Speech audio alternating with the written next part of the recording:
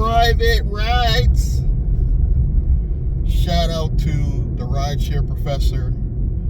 I'm not gonna give him credit for only being the person to help me grow my numbers, but I gotta give it to the rideshare professor. I think I had only maybe 300 subscribers on the Nice Guy Driver channel, and he endorsed me not once but twice since I've been doing my channel, and I really appreciate that. Even though I looked in those videos, they don't have my link anymore going to my YouTube channel, but you know, that's all right. And I'm still waiting for a discount code for his course. Rideshare professor, get at me, man. But rideshare, I really thought about this, guys. I woke up this morning and I was like, why do I still do this? I really thought about it. I was like, if rideshare is so bad, why do you still do it? Think about that for a minute. And the only answer I can come up with this is some of us just like rideshare. We like to get out and believe it or not, I'm an introvert. And rideshare kind of changed my thoughts on people. I was in retail. I'll tell you a quick story. I was at Bed Bath & Beyond, my last retail job. I was miserable. I hated people. Retail will do this to you. I hated people. But somehow, when I became a rideshare driver, I want to say late 2017, early 2018, I believe, around there, somehow I started having conversations with people. And the closest thing I could think of is I became like a therapist, and it's really started coaching people. And you probably thinking, well, what right do you have to coach anybody on anything? It's age. Sometimes just getting older, you've been having more life experiences, you just done more, because these usually be younger people than me. I'm not that old, but I'm in my early 50s, and I have life experience, which some people that get in the car don't have over me. Some do, but some don't. So I feel myself starting to coach people, and you know what I learned is I'm starting to like people. Maybe it's because I'm not forward facing, like looking at the person, they're usually behind me. But I started liking people. And then I also realized I started liking YouTube and doing video.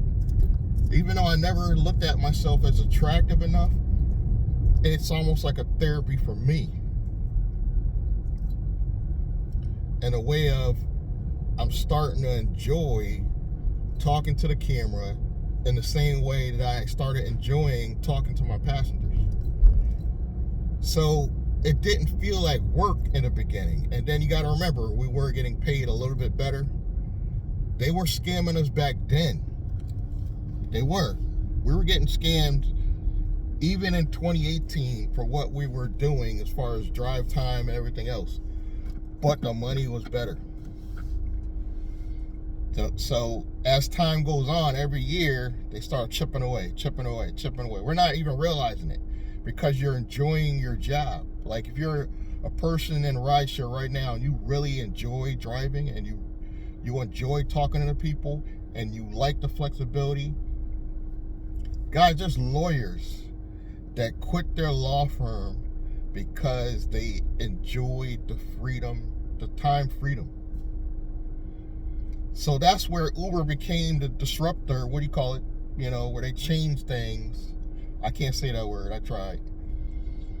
And they changed things to the point where gig economy was starting to become a thing. You know, it was starting to become a thing where you can actually do enough side hustles together to replace your full-time job. There's single moms that drive, retired vets, People that used to be in corporate America that felt that they weren't spending enough time with their family, and the money was better, keep in mind. That's why we enjoy driving. That's why we can't go back to a regular job. There's a single mom right now that's a driver, risking her life even, because now it's getting dangerous, because she needs the flexibility, because when a school calls and there's an emergency, she needs to bounce. She doesn't need to go find her manager and say, look, I got an emergency, and explain like a little kid that I have to leave. People like the flexibility. That's why we do it. And even though the money's bad, there's people that get aged out of their corporate jobs. And somebody said in the comments, well, it's your fault. You didn't get in a career at your age, or this, and this. And I was like, you're right. I can't argue with that. That's why I left the comment up. But I'm also not too old that I can't do other things. That's where people not seeing the big picture. They're not seeing the YouTube channel is the start of something bigger. They're not seeing the links in the in the drop down box offering affiliate products and services. They're not thinking that I do anything outside of rideshare. So they're looking at me as a loser. When actually rideshare drivers are some of the smartest people in the country. I'm not talking about the new immigrants just coming over. I'm talking about the immigrants that have been here for generations. This country is built on immigrants. And I'm not agreeing that we should be flushing them all in now, when times are rough. But you have to let some in, because this country was built on immigrants. And the ones that are coming in, I agree, some of them commit crimes. And I don't want to get political, but that's just reality, and this country was built on immigrants that have been here generations, worked hard, never did anything wrong, never committed any crimes, and now we're the ones getting killed. The drivers are now getting killed. I know you see cases where an occasional driver will do the worst thing possible, rape, kill, but a lot of those cases, go back and look, some of them are Uber drivers. Some of them are not even Lyft drivers. They're people posing as rideshare drivers. And the stupidity of drunk young individuals not paying attention, they get in the car, and now rideshare has a bad rap because that individual posed as an Uber driver. That's a lot of the cases I'm seeing where it's the driver's fault. They weren't even Uber drivers. A case of a drunk person, or intoxicated person, due to their no fault of their own, because sometimes people get drugged, get in the wrong car. This is why people shouldn't order rides for other people. They get in the wrong car, and they get taken advantage of, mutilated, sometimes murdered, and it gives a bad rap to drivers. But I don't even think there's enough stories.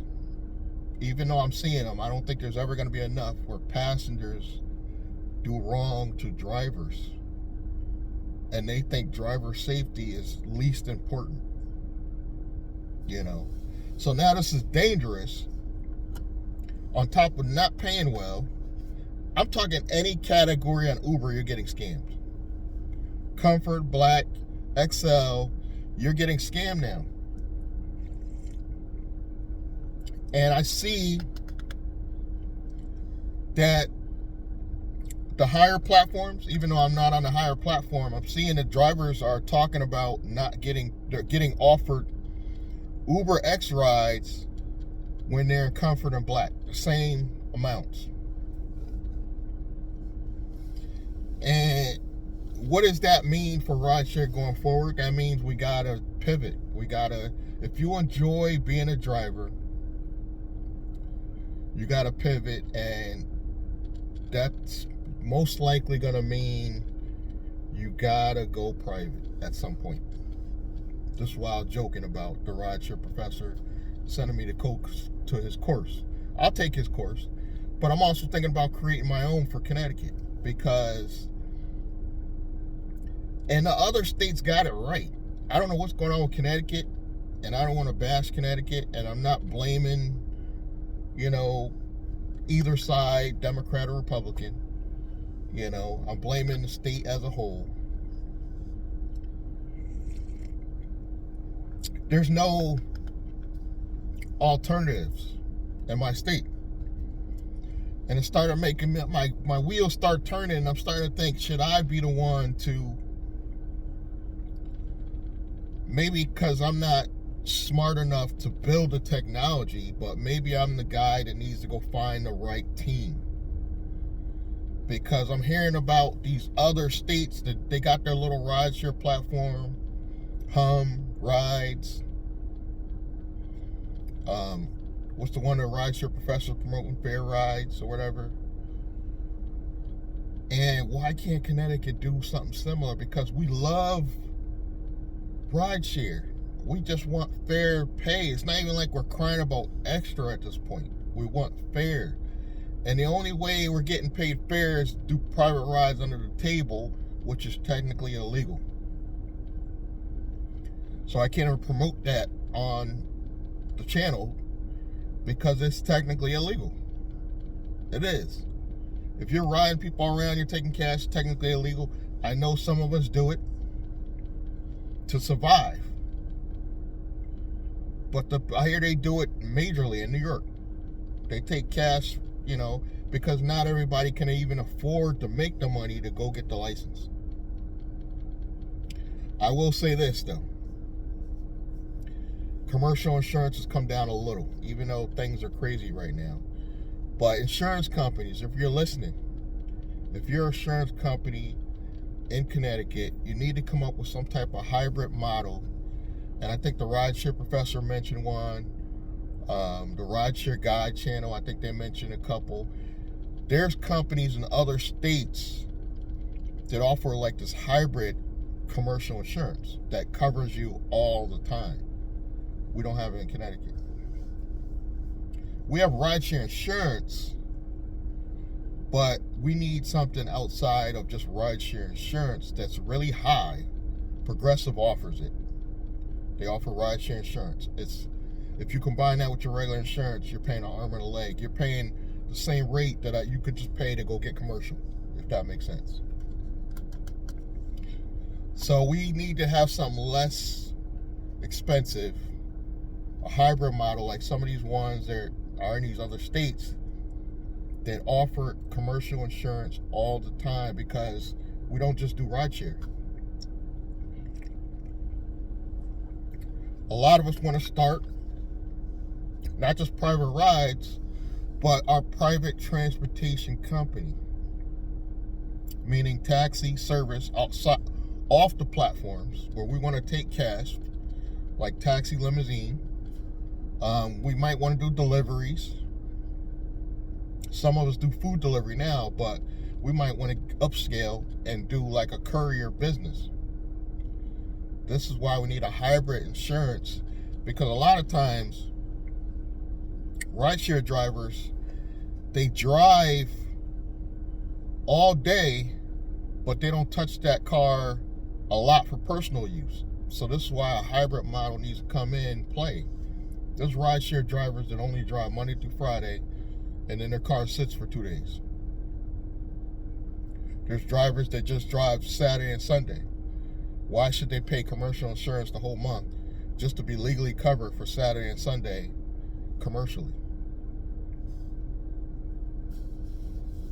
So if you're listening to this and you just happen to be insurance, you need to think about helping Connecticut put something together.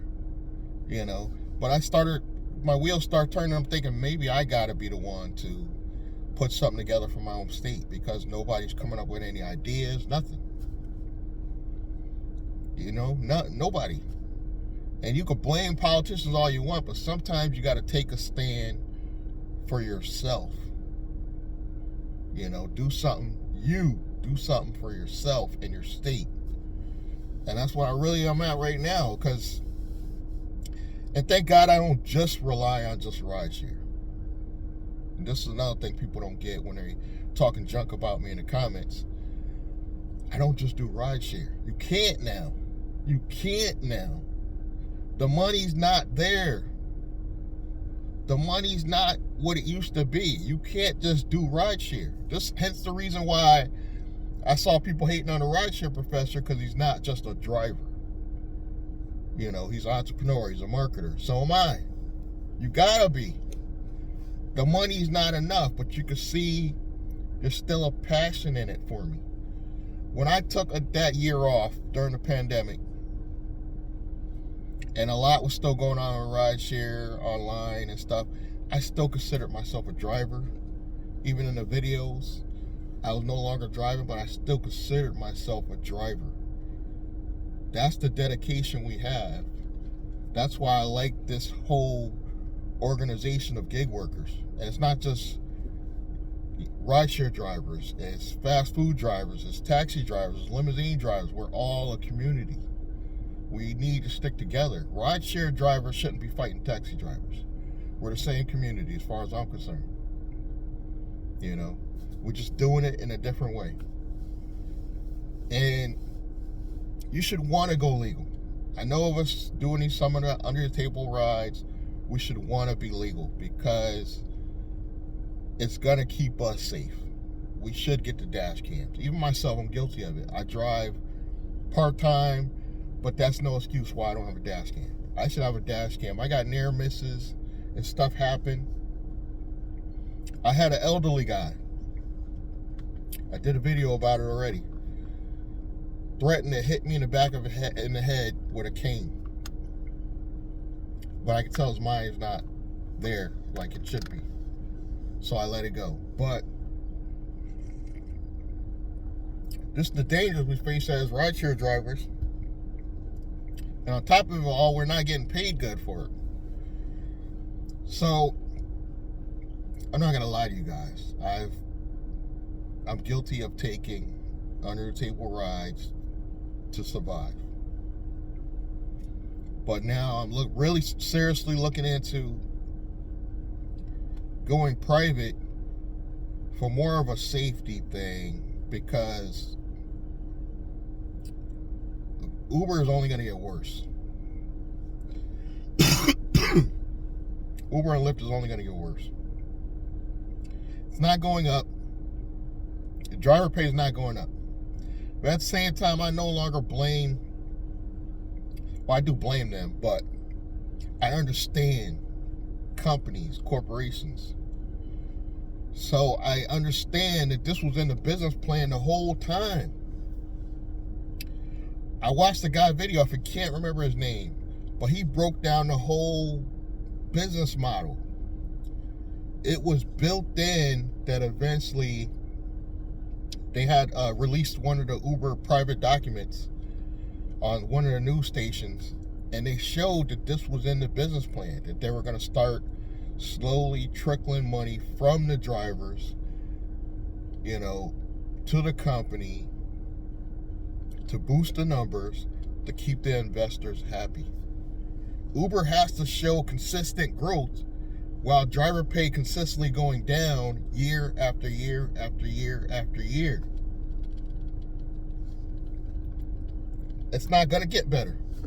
Not for drivers. And then we know what the future looks like. We don't have to wait for AI to tell us. They're going to replace us with robot piloted AI technology cars. Far in the future, but it's still in our future. You know, most of us won't be around to see it where an average person gets in a car where you feel 100% safe. I'll be long dead when that day comes, I'm sure. Where I'm talking like that young to elderly will just get in the car and feel 100% safe, you know, with an automated car to get them where they need to go safely. I think it's way beyond 30 to 40 years, you know. But I'm hearing places like, you know, particularly the hotter climates, the robo cars, taxis, they're going to be out here. They're out here now. They're out here now, but it's going to get more mainstream. And they're still killing people. Occasional person gets ran over, hit, but that's the cost of doing business. That's the way they look at it. You know, let's be real. Some people are going to get hurt in the process of this technology. It is what it is. Eventually, it'll get to the point where it's 100% safe. But like I said, that's so far in the future that we need to be concerned about driver pay now. We need the money now. And the only way to do that is, in my opinion, to go 100% private, limousine style private, and then diversify. Meaning, if you have to do deliveries, I might have to do deliveries, guys. I've been fighting doing deliveries for the past 6 years because I don't want to do deliveries. I think it's more work for even less pay. My personal opinion. Argue with me in the comments. I think delivery is a lot more work for even less pay on the apps. Now, if you become a courier, you're doing your own deliveries directly for these companies, now you're going to get paid real money. And you can do private deliveries. You know, as long as it's not nothing criminal. Like, there's nothing wrong saying you can't hook up with a flower shop. You deliver their plants for them on a full-time basis. You have a set schedule every day, but they're paying your personal company rather than paying you as an employee. You know, and then you can eventually grow that and hire people. There's nothing stopping us, but these apps are, the whole business model is to siphon money from the drivers. It's in the business plan. And they said that drivers will be upset going in the future and strike and everything else. They already knew this was coming. They knew they were going to get sued a lot in the future. But you got to remember, every time Uber and Lyft gets sued, it's a fraction of the money they stole. And I use the word stole. It's a fraction of the amount they stole. They'd be glad to pay that whatever million because they stole more than that. It's in the business plan. This is a capitalist society. You know? So driver pay is going to continue to go down. I'm not saying we need to quit. We don't need to quit and go get a regular job like a lot of you be barking in the comments because you never drove, so you don't know the passion of having your flexibility and your time to yourself. This is better than a job.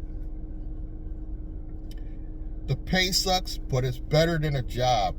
I like to compare it to like fast food worker. I probably, after all expenses, I probably am equal to like a fast food worker, but here's the difference. That fast food worker has to clock in times. He hates his job, and hates to pay. Can't take a vacation when he wants. Has to work crazy hours, and he's not happy. Where we might not be happy all the time, but we have our time and freedom. And at the end of the day, we still make the same pay. So I'd rather do this than flipping burgers at Burger King. Me personally. I can go get a job, but why would I? If that makes sense. The only way I would go get a job is if I'm in poverty. But you guys that are watching these channels, you're not seeing the big picture. We're not just Uber drivers, Uber and Lyft drivers. We're doing other things. You know? So eventually, rideshare might be phased out altogether for most of us. I just happen to like transportation. But some of us are going on to, I think one of the girls I used to watch, young girl, I can't remember the name of her channel. She walked away from not only rideshare, but YouTube. She's still making money outside of that, just that. She don't have a regular job, I guarantee you.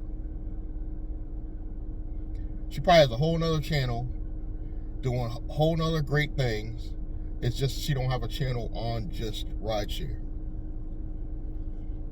This channel is only one of 6 YouTube channels I have, promoting affiliate marketing products, my own courses and products and services, and this is going to be part of a media empire of intellectual property that I will own in the future. Hence the reason, if you look good on my videos, you'll see my little logo. So stop thinking we're just Uber drivers. Some of us are. Some of us are just Uber drivers with a camera. But some of us are more than that.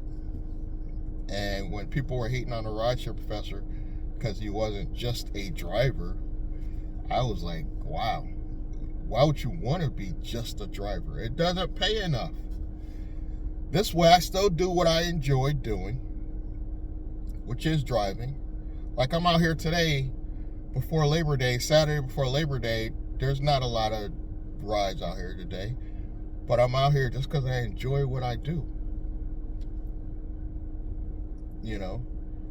And I still make money outside of rideshare to pay my bills because this money is not enough, if that makes sense. I feel like I got to explain that over and over and over because the comments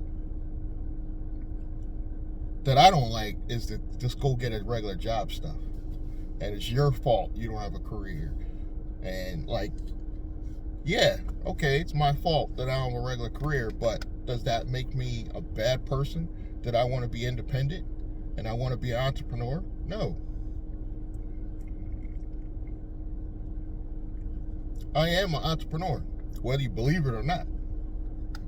I'm not going to lose no sleep for the one, for the 5 people out of thousands that disagree with me. I'm not going to lose no sleep. And if you're respectful enough, I won't even delete your comment. I'm just giving you guys another way. There is another way. There's a life outside of rideshare and still do the things you enjoy. If you enjoy rideshare, don't stop doing it. But you're going to have to either go private or figure something else out. Because the money's never going to be enough.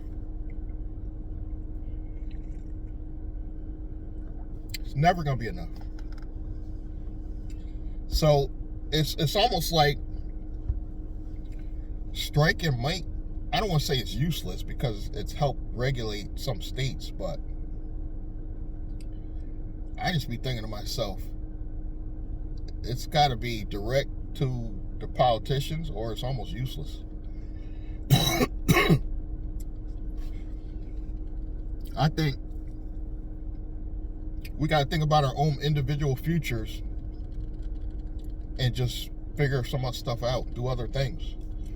I did a whole story about how I'm doing the room rental thing on the side just to pay my rent.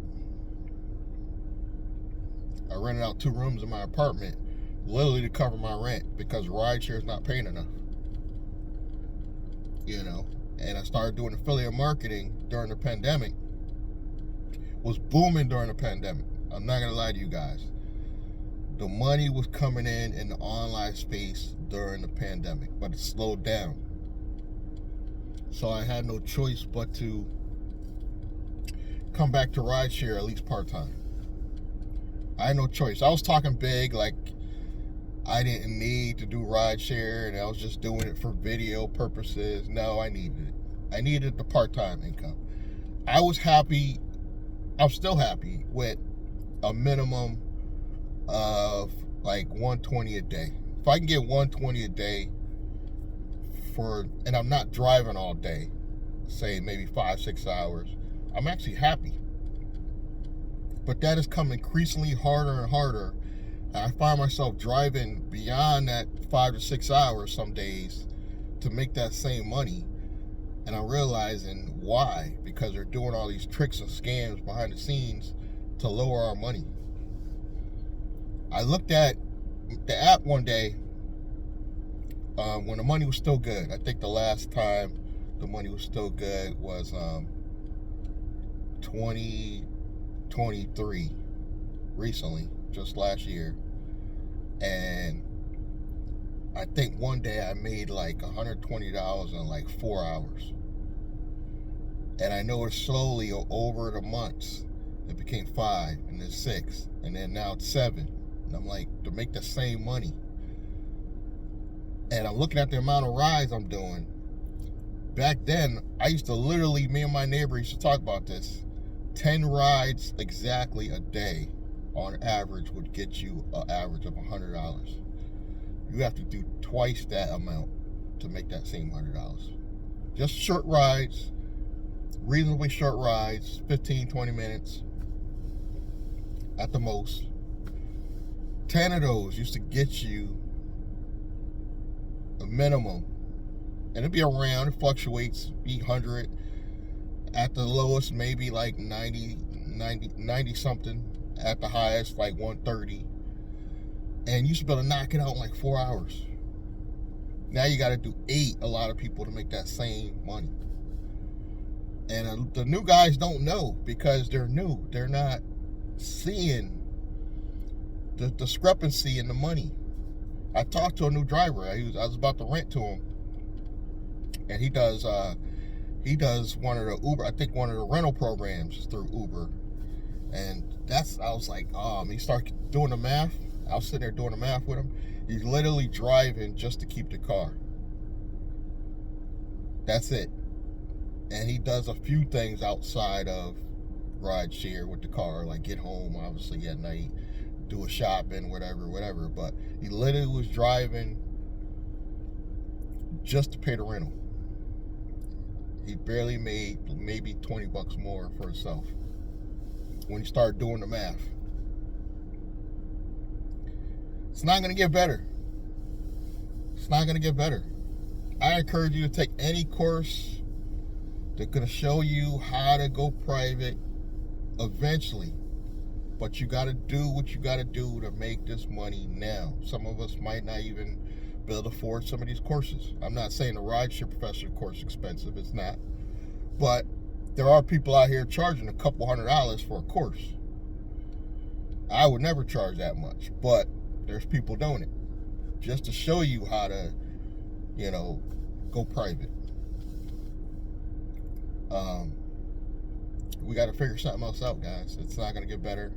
Like I said, some of us just enjoy rideshare. We enjoy talking to our passengers. We enjoy the experience. I had a great conversation with a guy, and I never do long trips, but for some odd reason, I took a long trip to New Haven, and it was an older white guy, and he was so impressed that I knew so much about AI technology, because some people just think we're Uber drivers, that I got a $20 tip from this guy, and I didn't get it in the app, guys. I would have never seen that $20 tip if you put it in the app. I truly believe that. I believe every story out there about both apps stealing tips.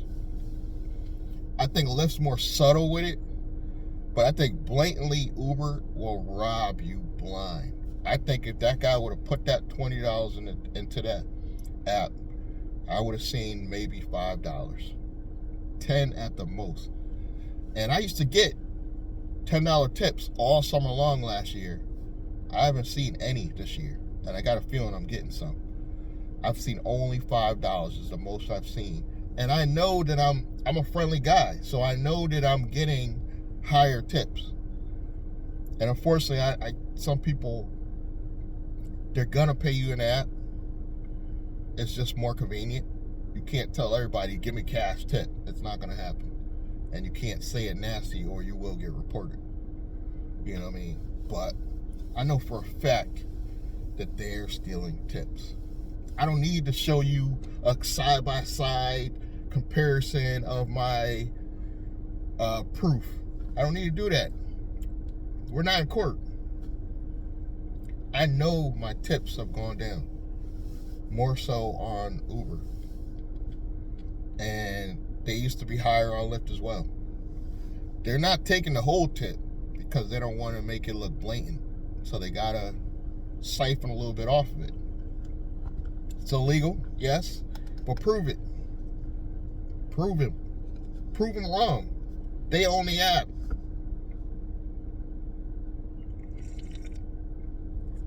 And there's nothing we can do about it.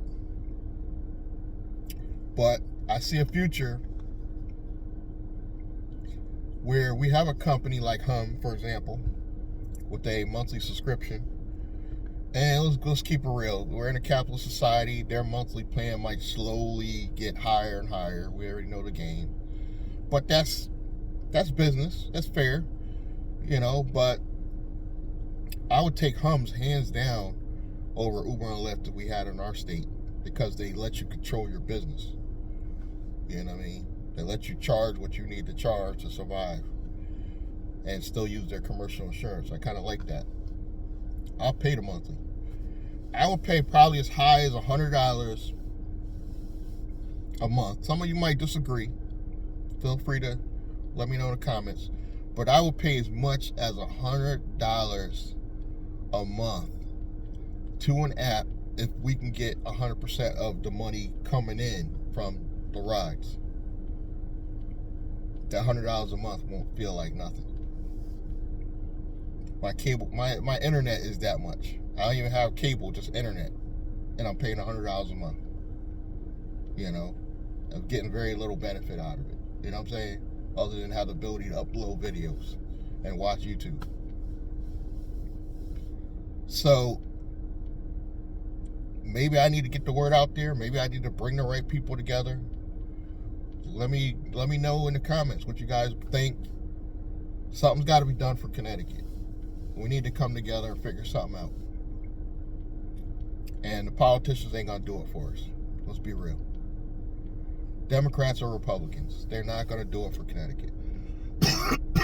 It's not going to happen. You can count on them if you want to. And this is the only thing I'm going to say about politics. I'm hearing a lot of people saying Harris ain't going to do this. The Biden administration never did this. I agree. But do you think Trump's really going to do better? Not for a rideshare community, people. It's not going to happen. We got to figure a way to help ourselves. That's all I'm going to say about it. Either side is not going to help us. We have to do it ourselves. Subscribe, like, comment, and I'm going to see you guys in the next one. Thank you.